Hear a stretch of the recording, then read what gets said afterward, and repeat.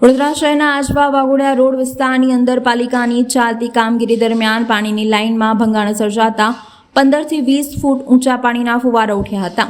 વડોદરા શહેરમાં પાલિકા તંત્ર દ્વારા અન્ય ખાનગી એજન્સી દ્વારા કરાતી કામગીરીની અંદર કોઈ જ આયોજન કે અન્ય વિભાગો સાથે સંકલન થતું નથી, જેના પ્રતાપે અવારનવાર ગેસની લાઇનમાં ભંગાણ, પાણીની લાઇનમાં ભંગાણ, ગટરની લાઇનમાં ભંગાણ કે રસ્તામાં ભૂવા પડવાની સમસ્યા યથાવત જોવા મળે છે।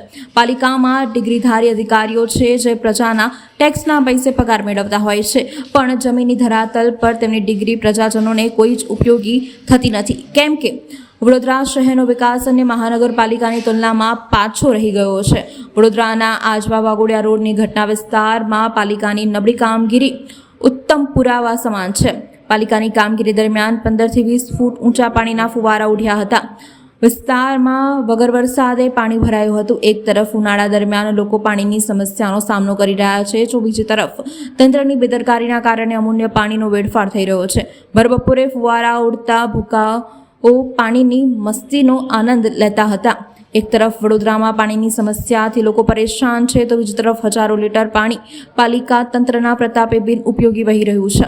જોકે હવે જાગૃત નાગરિકોમાં તંત્ર સામે રોષ પણ જોવા મળી રહ્યો છે।